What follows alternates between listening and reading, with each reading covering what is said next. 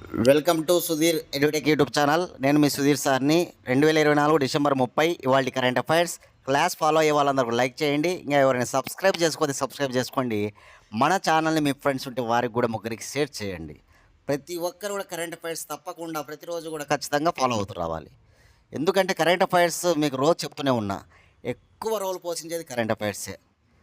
2025 టార్గెట్ను మీరు చేసుకొని job కొట్టాలనుకుంటే current అఫైర్స్ను ఖచ్చితంగా ఫోకస్ చేస్తూ మిగతా సబ్జెక్టులన్నీ కూడా బాగా చదువుకుంటూ ప్రతిరోజు ఈ చదువు పైన దృష్టి పెడితే కనుక మనం ఖచ్చితంగా రానున్న రోజుల్లో 2025లో ఒక జాబ్ సంపాదించవచ్చు.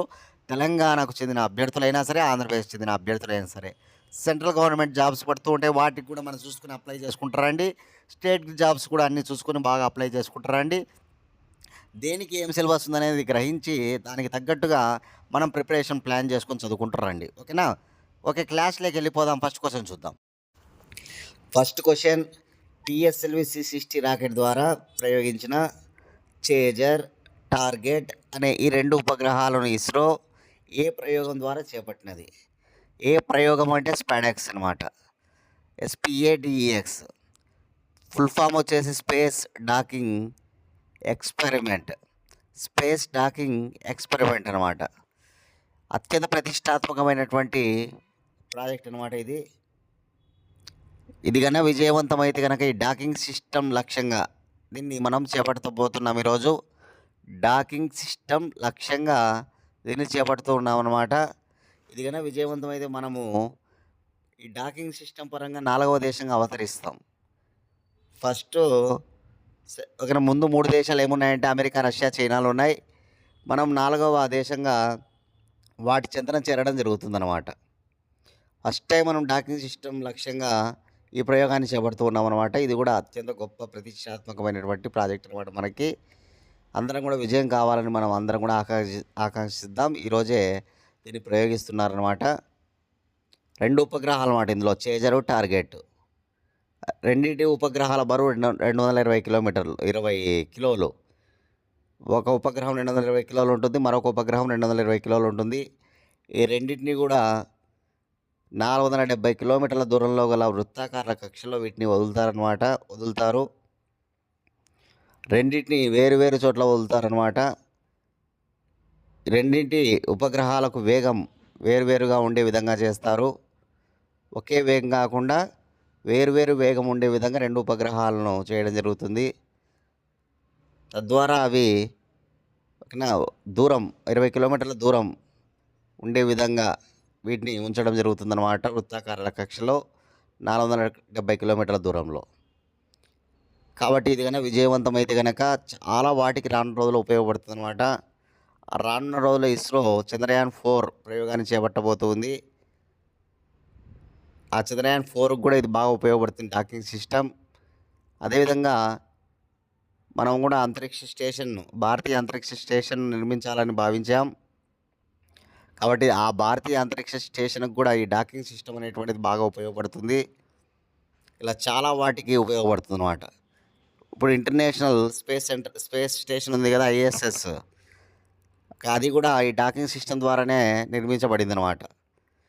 ఒకేసారి మనము రాకెట్లు అన్నీ కూడా తీసుకొని పోలేం. ఆ నిర్మాణానికి సంబంధించి దఫాలుగా తీసుకుపోవాల్సి ఉంటుందన్నమాట. ఆ క్రమంలో భాగంగా ఈ డాకింగ్ సిస్టమ్ బాగా ఉపయోగపడుతుందన్నమాట. ఇప్పుడు వ్యోమగాములు వెళ్ళినప్పుడు వాళ్ళకి వ్యోమనౌకల మధ్య సరుకులు రవాణా చేయడానికి కూడా ఇది బాగా ఉపయోగపడుతుందని చెప్తున్నారు అనమాట. వ్యోమగాములు పోతారు. ఆ నౌకలు వేరు వ్యోమనౌకల నుంచి, ఒక వ్యోమనౌక నుంచి మరొక వ్యోమనౌక నుంచి సరుకులు, వీళ్ళకి అవసరమైతే కదా సరుకులు, ఆ సరుకుల రవాణాకు కూడా ఇది బాగా ఉపయోగపడుతుందంట డాకింగ్ సిస్టమ్. కాబట్టి చాలా ఉపయోగాలు ఉన్నాయన్నమాట. ఇది కన్నా విజయవంతం అయితే అందరం కూడా ఇది విజయవంతం కావాలని కోరుకుందాం. ఈరోజు తిరుపతి జిల్లాలోని శ్రీహరికోటలో ఉన్నటువంటి సతీష్ ధావన్ స్పేస్ సెంటర్ నుంచి దీన్ని ప్రయోగిస్తూ ఉన్నారనమాట. దానికి సంబంధించిన న్యూస్ రేపటి క్లాస్లో మరికొన్ని తెలుసుకుందాం, చాలా ఇంపార్టెంట్గా. ఓకేనా? Very important.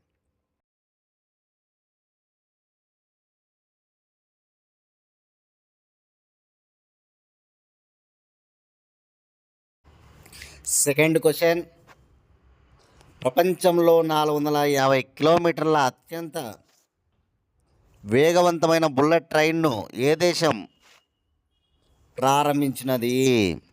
Answer China. చూడండి, చైనా అనగానే అత్యంత గొప్ప గొప్ప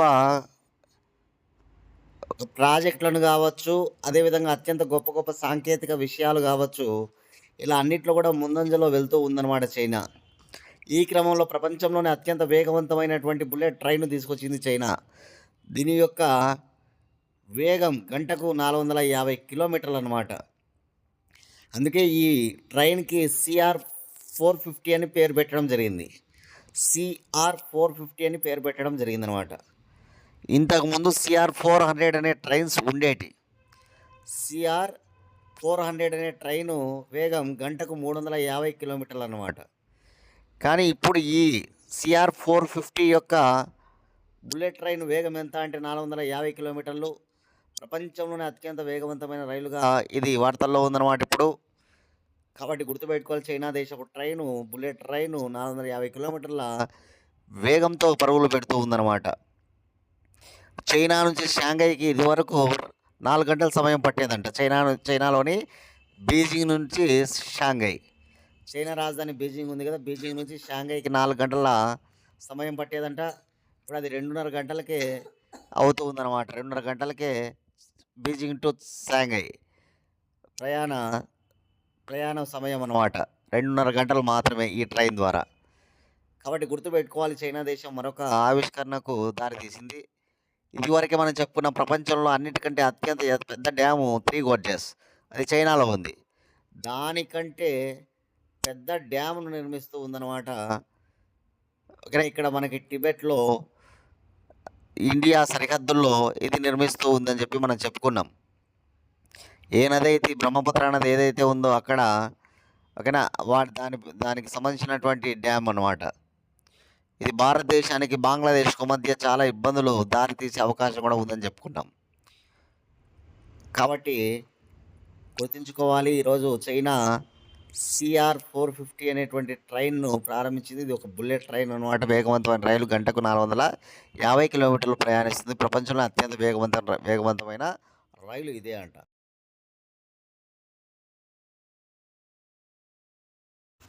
థర్డ్ క్వశ్చన్, రక్షణ గోడను ఢీకొని ఏ దేశంలో విమానం పేలిపోయి 179 మంది ప్రాణాలు కోల్పోయారు?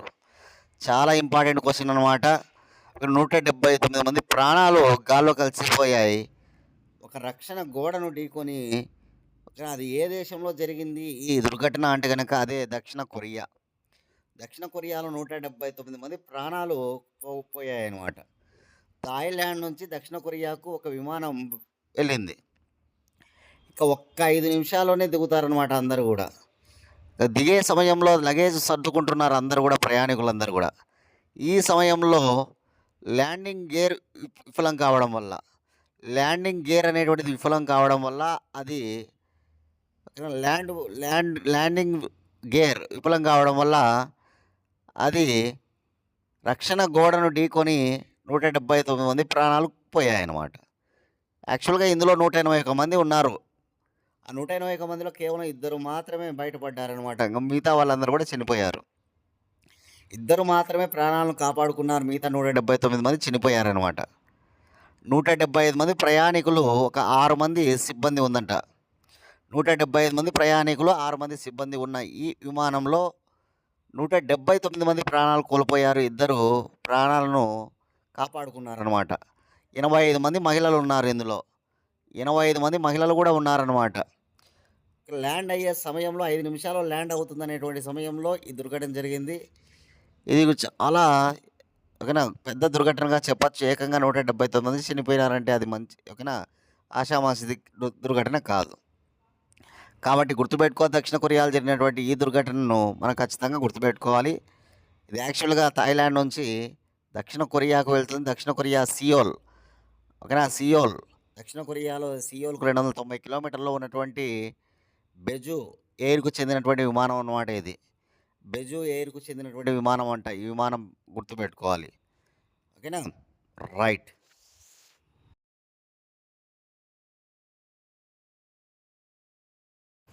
క్వశ్చన్ నెంబర్ 4, ఒకే వేదికపై ఏ రాష్ట్రంలో ఇచ్చిన పెద్ద భరతనాట్య ప్రదర్శన గిన్నీస్ బుక్ ఆఫ్ రికార్డ్స్లో చోటు సంపాదించినది. చూడండి, ఒకే వేదికపై భరతనాట్య ప్రదర్శన అనమాట. అతిపెద్ద భరతనాట్య ప్రదర్శన ఇది గిన్నీస్ బుక్ ఆఫ్ రికార్డ్లో చోటు సంపాదించింది. అది ఎక్కడా అని క్వశ్చన్ అనమాట. ఆన్సర్ కేరళలోని కొచ్చిన్లో. కేరళ రాష్ట్రం కొచ్చిన్. కేరళ రాష్ట్ర రాజధాని తిరువనంతపురం. ఓకేనా. కేరళలోని కొచ్చిన్ అనమాట ఇప్పుడు నేను చెప్పేది. ఈ కొచ్చిన్లో అతిపెద్ద ప్రదర్శన ఇవ్వబడింది అనమాట భరతనాట్యానికి సంబంధించి. ఇది గిన్నీస్ బుక్ ఆఫ్ రికార్డులో చోటు సంపాదించింది. కొచ్చిన్లో గల జవహర్లాల్ నెహ్రూ అంతర్జాతీయ స్టేడియంలో ఇది జరిగిందనమాట. జవహర్లాల్ నెహ్రూ అంతర్జాతీయ స్టేడియం వేదిక అయిందనమాట ఈ భరతనాట్య ప్రదర్శనకు. గిన్నీస్ బుక్ ఆఫ్ రికార్డులో చోటు సంపాదించిందనే విషయాన్ని మనం గుర్తుంచుకోవాలి, చాలా చాలా ఇంపార్టెంట్గా. చూడండి, భరతనాట్యం భారతదేశ సాంప్రదాయ నృత్యాల్లో చాలా గొప్ప నాట్యం అనమాట. మన దేశంలో క్లాసికల్ డ్యాన్సెస్ ఏవైతే ఉంటాయో అందులో ఒకటి భరతనాట్యం. తమిళనాడు రాష్ట్ర సాంప్రదాయ నృత్యం. యాక్చువల్గా తమిళనాడు రాష్ట్ర సాంప్రదాయ నృత్యం అనమాట భరతనాట్యం. భరతనాట్యానికి ప్రాణం పోసిన వారు పొన్నయ్య సోదరులు. భరతనాట్యం అనే పేరు ఎలా వచ్చింది అంటే కనుక, భరత మహర్షి అనేవాడు నాట్యశాస్త్రం అనే గ్రంథం రాస్తాడు. ఆ గ్రంథంలోని అంశాల ఆధారంగానే దీన్ని ప్రదర్శిస్తున్నారు. భరత మహర్షి రాసినటువంటి నాట్యశాస్త్ర గ్రంథం అనేటువంటి అందులో ఉన్న అంశాల ఆధారంగా దీన్ని ప్రదర్శిస్తున్నారు కాబట్టే దీన్ని భరతనాట్యం అని పిలుస్తారనమాట. భరతనాట్యంలో చాలా గొప్ప గొప్ప నాట్యకారులు ఉంటారనమాట. ఆ నాట్యకారులో ప్రసిద్ధమైన వాళ్ళు ఎవరంటే కనుక, ఓకేనా, మనకి మృణాలిని సారాభాయ్. ఇస్రో తొలి చైర్మన్ విక్రమ్ సారాభాయ్ ఉంది కదా, విక్రమ్ సారాభాయ్ ఉన్నాడు కదా, ఆ విక్రమ్ సారాభాయ్ భార్య మృణాలిని సారాభాయ్. యామిని కృష్ణమూర్తి. వైజయంతి మాల. పద్మా సుబ్రహ్మణ్యం. రుక్మిణీదేవి. బాల సరస్వతి. అప్పాసాహెబ్ తంజోర్కర్. వీళ్ళందరూ కూడా చాలా ఫేమస్ అనమాట భరతనాట్యంలో. ఇటీవల మనకు పద్మభూషణ్ అవార్డులు కూడా ఈ సంవత్సరానికి గాను ఇద్దరు భరతనాట్యం చెందిన వాళ్ళకు వచ్చాయి. వాళ్ళు ఎవరంటే కనుక, ఒకరు వైజయంతి మాల, రెండు పద్మా సుబ్రహ్మణ్యం అనమాట. వీరిద్దరికీ ఈ సంవత్సరం పద్మభూషణ్ అవార్డులు కూడా ఇవ్వడం జరిగింది. మొత్తం 5 మందికి పద్మభూషణ్ ఇచ్చారు. మెగాస్టార్ చిరంజీవికి, అదేవిధంగా మాజీ ఉపరాష్ట్రపతి వెంకయ్య నాయుడు గారికి, దినేశ్వర్ పాఠక్కి, అదేవిధంగా వీరిద్దరు నాట్యకారులు ఉన్నారు కదా, వైజయంతి మాల, పద్మా సుబ్రహ్మణ్యం. వీరిద్దరికి మొత్తం 5 మందికి ఇచ్చారు పద్మభూషణ్ ఈ సంవత్సరం. ఓకేనా, గుర్తుపెట్టుకోవాలి ఖచ్చితంగా.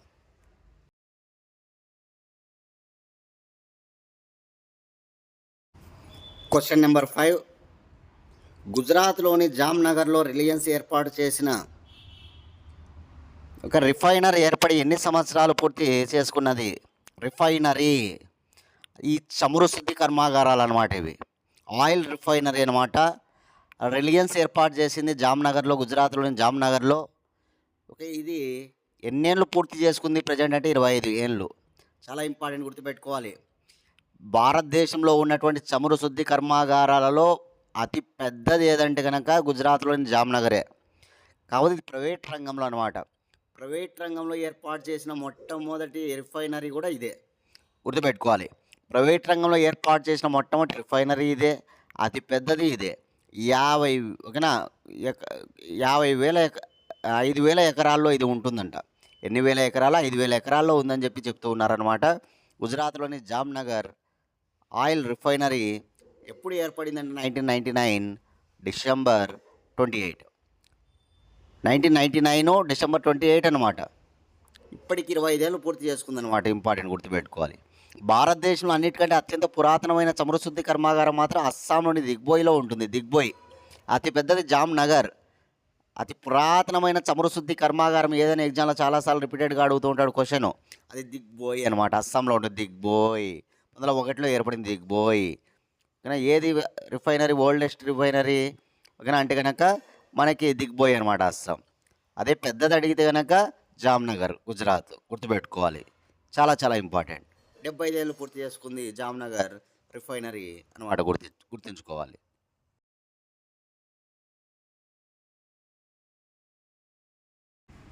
Question number 6. ఆంధ్రప్రదేశ్ నూతన ప్రధాన కార్యదర్శిగా ఎవరు నియమిస్తూ ఉత్తర్వులు జారీ చేశారు? ఆంధ్రప్రదేశ్ నూతన ప్రభుత్వ కార్యదర్శిగా ఎవరిని నియమిస్తూ ఉత్తర్వులు జారీ చేయడం జరిగిందంటే కనుక కె విజయానంద్ గారిని. కె విజయానంద్ 1992 ఐఏఎస్ బ్యాచ్కు చెందినవాడంట. 1992 ఐఏఎస్ బ్యాచ్కు చెందినటువంటి ఈ కె విజయానంద్కు ఇప్పుడు ఆంధ్రప్రదేశ్ రాష్ట్ర ప్రభుత్వం నూతన ప్రభుత్వ ప్రధాన కార్యదర్శిగా నియమించింది అనమాట. సిఎస్ అంటాం సింపుల్గా, చీఫ్ సెక్రటరీ అనమాట. సిఎస్ అని రాస్తూ ఉంటారు. సిఎస్ అంటే చీఫ్ సెక్రటరీ, చీఫ్ అంటే ప్రధాన కార్యదర్శి, సెక్రటరీ అనమాట, గుర్తుపెట్టుకోవాలి. ప్రధాన కార్యదర్శి అనమాట. ఏ రాష్ట్రానికి? ఆంధ్రప్రదేశ్ రాష్ట్ర ప్రభుత్వానికి.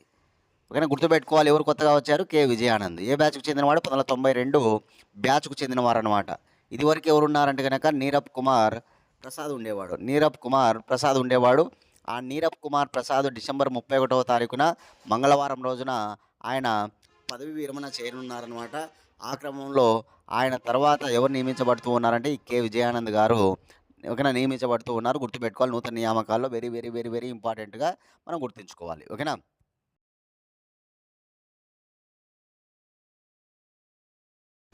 7th క్వశ్చన్, రక్తపోటు మరియు నిద్రలేమి వలన మెదడుకు చేటు అని ఏ దేశ శాస్త్రవేత్తలు వెల్లడించారు? సో రక్తపోటు, అధిక రక్తపోటు హైపర్ టెన్షన్ మరియు నిద్రలోటు అనమాట. ఈ రెండింటి వలన మెదడుకు చేటంట. ఎవరు నిరూపించారు అంటే కనుక ఆస్ట్రేలియా దేశ శాస్త్రవేత్తలు. ఆస్ట్రేలియాలోని మోనాస్ విశ్వవిద్యాలయ దేశ శాస్త్రవేత్తలు. నేను 3 సార్లు పలుకుతున్నా అంటే అదే ఆన్సర్ అనమాట. దాన్ని మైండ్లో పెట్టుకోవాలి బాగా.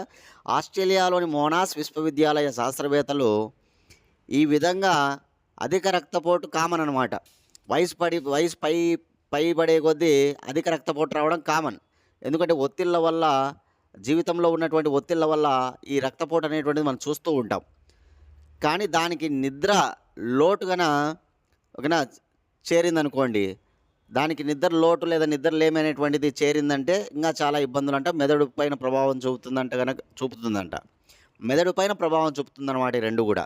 ఏవి? అధిక రక్తపోటు మరియు నిద్రలేమి. చాలామంది మనం చూస్తూ ఉంటాం అర్ధరాత్రి వరకు కూడా మేలుకుంటూ ఉంటారు.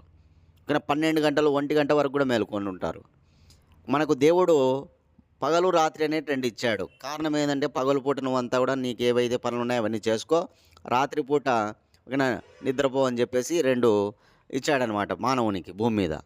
కానీ మనం ఏం చేస్తామంటే కనుక పగలు మేలుకుంటాం, రాత్రిపూట కూడా మేలుకుంటున్నాం. ఆ క్రమంలో చాలా ఇబ్బందులు పడుతున్నాం, ఆరోగ్యం చెడిపోవడం చూస్తూ ఉంటాం. ఓకేనా.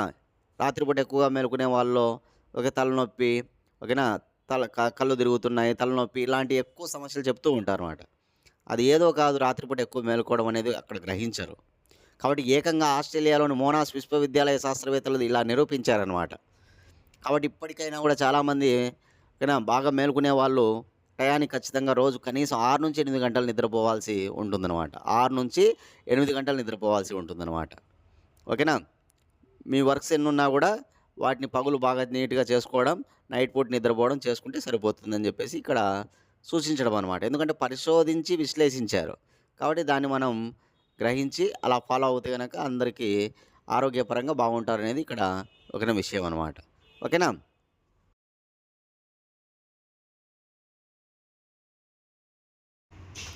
క్వశ్చన్ నెంబర్ 8, ఒడిస్సాలోని సిమ్లీపాల్లోని అభయారణ్యం నుండి పారిపోయి వెస్ట్ బెంగాల్లోని బంగూరాలో దొరికిన ఆడపులి పేరేమిటి? ఆడపులి అనమాట. దాని పేరు జీనత్. ఆడపులి పేరేంటి? ఇక్కడ జీనత్ అనమాట. ఇది యాక్చువల్గా ఏ అభయారణ్యంది అంటే కనుక ఒరిస్సాలోని సిమ్లీపాల్ అభయారణ్యంది. ఇది పారిపోయిందనమాట. అది ఎక్కడ చేరిందంటే కనుక వెస్ట్ బెంగాల్లోని బంగూరాలో దాన్ని కనిపెట్టారు.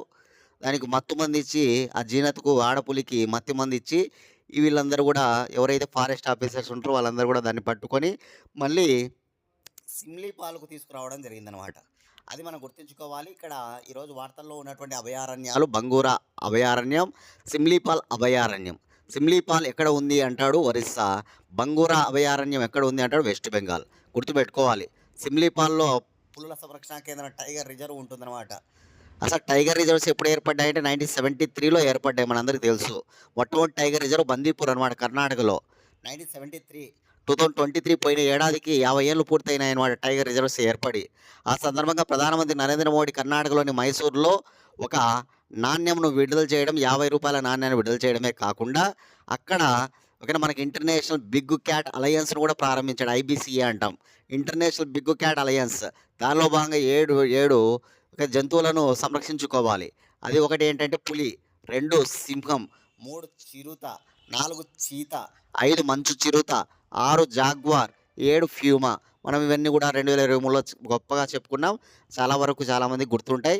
ఓకేనా చిరుత, చీత, మంచు చిరుత, పులి, సింహం, అదేవిధంగా జాగ్వార్, ఫ్యూమా ఇట్లా 7 రకాల వాటిని సంరక్షించుకోవాలి అనేటువంటి ఉద్దేశం మీద నరేంద్ర మోడీ గారు అంతర్జాతీయంగా ఒక కూటమి ఏర్పాటు చేశాడు. అదే ఇంటర్నేషనల్ బిగ్ క్యాట్ అలయన్స్ అనమాట. చాలా ఇంపార్టెంట్ అనమాట.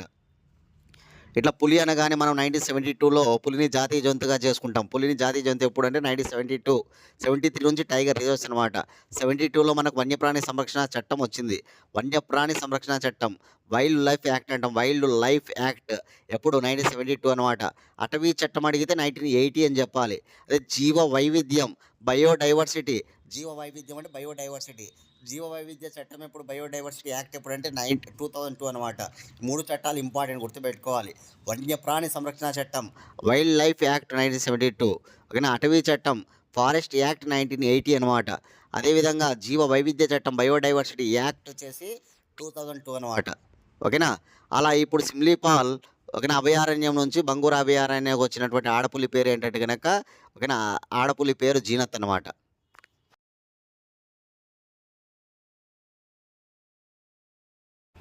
Question number 9. న్యూయార్క్లో జరిగిన మహిళల వరల్డ్ ర్యాపిడ్ చెస్ టోర్నీ విజేతగా నిలిచినది ఎవరు? చూడండి, వరల్డ్ ర్యాపిడ్ చెస్ టోర్నీ అనమాట. చాలా ఇంపార్టెంట్ టోర్నీ చెస్కు సంబంధించి.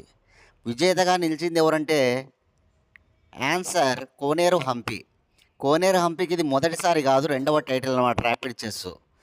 ర్యాపిడ్ చెస్కు వరల్డ్ ర్యాపిడ్ చెస్ ఛాంపియన్గా రెండవసారి అనమాట. ఇంతవరకు భారతదేశం నుంచి ఎవరు కూడా 2 సార్లు ఈ ర్యాపిడ్ చెస్ ఛాంపియన్షిప్గా నిలవలేదు. విశ్వనాథ్ ఆనంద్ ఒక్కసారి ఆయన గెలిచాడనమాట 2017లో. 2017లో విశ్వనాథ్ ఆనంద్ ఇదే వరల్డ్ ర్యాపిడ్ చెస్ ఛాంపియన్షిప్లో ఛాంపియన్ అయ్యాడనమాట. అలా 2 సార్లు అయినటువంటి వాళ్ళు మన భారతదేశంలో ఎవరు లేరు. ఫస్ట్ టైము ఎవరంటే కోనేరు హంపి అనమాట. గుర్తుంచుకోవాలి ఈ విషయాన్ని, చాలా ఇంపార్టెంట్. ఓకేనా. మహిళల పరంగా ఒక్కరు మాత్రమే ఇంతవరకు వరల్డ్ ర్యాపిడ్ చెస్ ఛాంపియన్గా నిలిచారు. ఓవరాల్గా తీసుకున్నప్పుడు ఇద్దరు ఉన్నారన్నమాట మన దేశంలో. ఒకరు విశ్వనాథ్ ఆనంద్, 2 కోనేరు హంపి. ప్రపంచంలో 2 సార్లు చైనా దేశానికి చెందినటువంటి వెంజూన్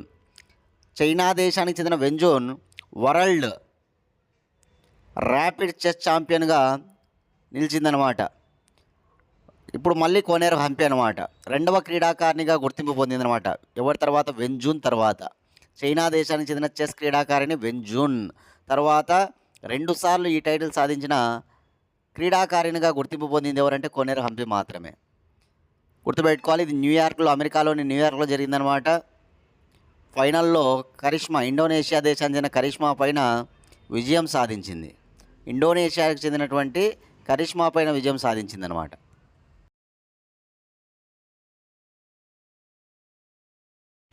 లాస్ట్ క్వశ్చన్. 11వ సీజన్ అయినటువంటి ప్రో కబడ్డీ 2024 టోర్నీ విజేతగా నిలిచిన జట్టు ఏది? చూడండి, ప్రో కబడ్డీ 2024 ఇది 11వ సీజన్ అనమాట. ఈ 11వ సీజన్ ఎవరు గెలిచారు అంటే కనుక Haryana Steelers. Winner Haryana Steelers అనమాట. రన్నర్ ఎవరు అంటే కనుక పాట్నా పైరేట్స్ అనమాట. గుర్తుపెట్టుకోవాలి, పాట్నా పైరేట్స్ వచ్చేసి రన్నరు, విన్నర్ వచ్చేసి హర్యానా స్టీలర్స్ అనమాట. ఎక్కువ స్కోర్ చేసింది ఎవరు ఈ సీజన్లో అంటే కనుక దేవాంగ్ దలాల్. పాట్నా పైరేట్స్కి చెందిన దేవాంగ్ దలాల్ 301 స్కోర్ చేయడం జరిగిందనమాట. ఎక్కువ స్కోరర్గా నిలిచాడు. ఆ విషయాన్ని కూడా కాస్త గుర్తుపెట్టుకోండి, దేవాంగ్ దలాల్ పేరును. కాబట్టి winner runner important. First time win అయిందనమాట ఓకేనా ఈ హర్యానా స్టీలర్స్ అనమాట. ఇంతవరకు ప్రో కబడ్డీ మొత్తం ఓవరాల్గా తీసుకున్నప్పుడు 11 సీజన్లో ఎక్కువ సార్లు గెలిచింది ఎవరంటే కనుక అది ఓకేనా పాట్నా పైరేట్స్ అనమాట. 3 సార్లు టైటిల్ సాధించింది పాట్నా పైరేట్స్ అయితే 3 సార్లు. ఫస్ట్ టైం ఇప్పుడు హర్యానా స్టీలర్స్ అనమాట కరెంట్ విన్నర్. ఎవరు హర్యానా స్టీలర్స్. ఎక్కువ సార్లు ఓవరాల్గా తీసుకున్నప్పుడు పాట్నా పైరేట్స్ 3 సార్లు టైటిల్ సాధించిందనమాట. First time Jaipur Pink Panthers 2014లో స్టార్ట్ అయిందనమాట ప్రో కబడ్డీ. అప్పుడు ఫస్ట్ సీజన్ విజేత వచ్చేసి ఓకేనా ఎవరంటే కనుక జైపూర్ పింక్ ప్యాంథర్స్ అనమాట. కరెంట్ విన్నర్ వచ్చేసి ఓకేనా హర్యానా స్టీలర్స్ అనమాట. ఎక్కువ సార్లు ఎవరంటే కనుక పాట్నా పైరేట్స్ 3 సార్లు. ఇది గుర్తుపెట్టుకుంటే ప్రో కబడ్డీకి సంబంధించి సరిపోతుంది. 2014లో స్టార్ట్ అయింది ప్రో కబడ్డీ సీజన్. ఓకేనా రైట్. 2025 జనవరి 13 నుంచి జనవరి 26వ తేదీ వరకు జరగనున్నటువంటి మహాకుంభమేళా ప్రయాగరాజ్లో, ఉత్తరప్రదేశ్లో ప్రయాగరాజ్లో జరిగిన మహాకుంభమేళలో ఆధునాతన డ్రోన్ల నిఘా ఉంచనున్నారంట. ఎందుకంటే ఎక్కువ మంది జనం వస్తారు, 40 కోట్ల మంది వస్తారని అంచనా అనమాట. కాబట్టి ఆధునాతన డ్రోన్లను నిఘాగా ఉంచనున్నారనమాట. ఆ విషయాన్ని ఈరోజు న్యూస్లో కనిపిస్తుంది. ఓకేనా ఆల్రెడీ మనకి గొప్ప ప్రదర్శనలు చేస్తూ ఉన్నాయి డ్రోన్స్ ఈ మహాకుంభమేళలో. ఒక అండర్ వాటర్ డ్రోన్లను మనం చెప్పుకున్నాం. కానీ అదేవిధంగా ఓకేనా గొప్ప గొప్ప కథలతో ఓకేనా ఈ డ్రోన్లతో అక్కడ గొప్పగా ఓకేనా చేయనున్నారనే విషయాన్ని కూడా మనం చెప్పుకున్నాం. ఆ డ్రోన్లు ప్రముఖ పాత్ర పోషిస్తూ ఉన్నాయన్నమాట మహాకుంభమేళలో రేపు రానున్నటువంటి జనవరి నెలలో. ఓకేనా రైట్, గుర్తుపెట్టుకోవాలి. అదేవిధంగా కూచిపూడి స్వర్ణోత్సవాలు జరుగుతూ ఉన్నాయి కదా. ఆ కూచిపూడి స్వర్ణోత్సవాల చివరి రోజున పర్యాటక సాంస్కృతిక మంత్రి కందుల దుర్గేష్ గారు ముఖ్య అతిథిగా విచ్చేయడం జరిగిందనమాట. కృష్ణా జిల్లాలోని కూచిపూడిలో అక్కడ 3000 మంది చిన్నారులు ఈ కూచిపూడిని ప్రదర్శించడం కూడా జరిగిందన్నమాట. 3000 మంది చిన్నారులు కూచిపూడిని ప్రదర్శించడం జరిగిందనమాట కూచిపూడి స్వర్ణోత్సవాల్లో భాగంగా. అక్కడ ఏకంగా ఒక గొప్ప ఏకశిలా స్తంభం పైన ఓకేనా ఒక స్వర్ణోత్సవాలు అంటే కూచిపూడి పతాకాన్ని కూడా ఆవిష్కరించడం జరిగిందనమాట కందుల దుర్గేష్ గారు. కాబట్టి ఈ విషయాలు మనకి ఇక్కడ వెల్లడిస్తూ ఉన్నారు. 3000 మంది చిన్నారులు కూచిపూడిని ప్రదర్శించారు. ఇక్కడ కృష్ణా జిల్లాలోని కుచేలపురంలో. కృష్ణా జిల్లాలోనే మన కూచిపూడి పుట్టింది, కుచేలపురంలోనే కూచిపూడి పుట్టిందనమాట. నెక్స్ట్ మనం చూస్తే రాజ్యాంగ పీఠిక చదవండి, ధృవపత్రం పొందండి, ప్రధానమంత్రి నరేంద్ర మోడీ. సో రాజ్యాంగానికి పీఠిక, ప్రియాంబుల్ అంటాం కదా, పీఠిక అది ఏదైతే ఉందో దాన్ని చదివి ధృవపత్రాన్ని ఒక సర్టిఫికేట్ పొందమని చెప్పేసి ఇక్కడ సూచిస్తూ ఉన్నారనమాట ప్రధానమంత్రి నరేంద్ర మోడీ. గుర్తుంచుకోవాలి. మనందరికీ తెలుసు రాజ్యాంగం 75 ఏళ్ళు, రాజ్యాంగాన్ని ఆమోదించి 75 ఏళ్ళు పూర్తి చేసుకుందనమాట. ఈ సందర్భంగా మనం గొప్ప ఉత్సవాలు కూడా చేయడం జరుగుతుంది రాజ్యాంగానికి సంబంధించి. ఆ క్రమంలో చెప్పినటువంటి విషయం రాజ్యాంగ పీఠికను చదివి ధృవపత్రాన్ని పొందమని ఎవరు పిలుపునిచ్చారంటే కనుక ప్రధానమంత్రి నరేంద్ర మోడీ పిలుపునివ్వడం జరిగిందన్నమాట. రాజ్యాంగ పీఠిక ప్రవేశిక తెలుసు కదా మనందరికీ కూడా. ఇప్పుడు ఎలా ఉంది? సర్వసత్తాక, సామ్యవాద, లౌకిక, ప్రజాస్వామ్య, గణతంత్ర అనేటువంటి రూపంగా ప్రస్తుత రూపంగా మనకి ఈ ప్రవేశిక మనకు రాజ్యాంగంలో పొందుపరచబడింది అనమాట. ప్రజెంట్ H1B వీసాలకు నేను అనుకూలమే, మస్కుకు మద్దతు ఇచ్చిన ట్రంప్ అంటున్నాడు. చూడండి, H1B వీసాలు అంటే అమెరికాకు చెందినట్టు కదా. అంటే విదేశీయులు కానీ ఎవరైనా సరే అక్కడికి వచ్చి కష్టపడే వాళ్ళు ఎవరికైనా సరే ప్రత్యేకించి వీసాలను పొందాలన్నమాట. ఉద్యోగస్తులు కానీ కార్మికులు కానీ ఎవరైనా సరే ప్రత్యేకించి ఇటువంటి వీసాలను పొందవలసి ఉంటుందన్నమాట అమెరికాలో ఉన్నవాళ్ళు. అదే H1B వీసా అనమాట. వాటికి అనుకూలంగా ఉన్నాయని చెప్పడం జరుగుతుందన్నమాట డొనాల్డ్ ట్రంప్ గారు. ఓకేనా. కాబట్టి అమెరికా అధ్యక్షుడు డొనాల్డ్ ట్రంప్ విషయాలని మనం నోట్ చేసుకుంటూ రావాలి. ఒక మస్కుకు మద్దతు ఇచ్చాడనమాట డొనాల్డ్ ట్రంప్. మస్క్ అంటే ఎవరు? మనకి టెస్లా. ఓకేనా. అదేవిధంగా స్పేస్ ఎక్స్ గుర్తుకు వస్తాయి. ఓకేనా. ఓకే, నెక్స్ట్ అనుకోకుండా రష్యా కూల్చేసింది. మనకందరికీ తెలుసు ఇటీవల ఒక విమానం ఓకేనా కూలిపోయి 38 మంది మరణించారనమాట. ఓకేనా. అనుకోకుండా రష్యా కూల్చేసిందని ఎవరు చెప్తూ ఉన్నారు ఈ విషయాన్ని అంటే కనుక అజర్బైజాన్ దేశం చెప్తూ ఉంది. అజర్బైజాన్ అధ్యక్షుడు అలియోవ్ చెప్తూ ఉన్నాడు. అలియోవ్ గుర్తుపెట్టుకోవాలి. అజర్బైజాన్ అధ్యక్షుడు అలియోవ్ చెప్తూ ఉన్నాడు అనమాట. అనుకోకుండా రష్యా కూల్చేసింది. మేమేమంటున్నామంటే కనుక ఆ విమానాన్ని రష్యా కావాలని కూల్చలేదు, రష్యా అనుకోకుండా కూల్చేసింది. రష్యాకు చెందినటువంటి క్షిపణులే వీటిని కూల్చేశాయి అని చెప్పడం జరుగుతూ ఉందన్నమాట. కాబట్టి వీళ్ళు 3 డిమాండ్లను పెట్టారన్నమాట రష్యా ముందు. ఒకటి ఏంటంటే కనుక ఒకటి ఏమిటి అంటే కనుక ఒకటి రష్యా క్షమాపణ చెప్పాలి. రెండు చేసిన తప్పును ఒప్పుకోవాలి. 3 ఎవరైతే ఇక్కడ చనిపోయినారు కదా మృతులు, వారి కుటుంబాలకు నష్టపరిహారం చెల్లించాలి. వారి కుటుంబాలు ఏవైతే ఉంటాయో వారందరికీ కూడా నష్టపరిహారం చెల్లించాలి. ఇవి 3 డిమాండ్లు అనమాట. అజర్బైజాన్ దేశం చేస్తుంది. అజర్బైజాన్ రాజధాని బాకు అనమాట. అజర్బైజాన్ అధ్యక్షుడు అలియోవ్. డిమాండ్స్ ఇవన్నమాట. రష్యా మొదటిది చేసిందంట, మొదటి డిమాండ్ని అంగీకరించిందంట. ఏంటి ఆ మొదటి డిమాండు? ఓకేనా, క్షమాపణ చెప్పడం. రెండవది ఉంది చేసిన తప్పును ఒప్పుకోవడం. మూడవది నష్టపరిహారం. ఓకేనా, ఇవి వాళ్ళ డిమాండ్లు అంట. కాబట్టి గుర్తుంచుకోవాలి ఈ విషయాలను, చాలా ఇంపార్టెంట్గా.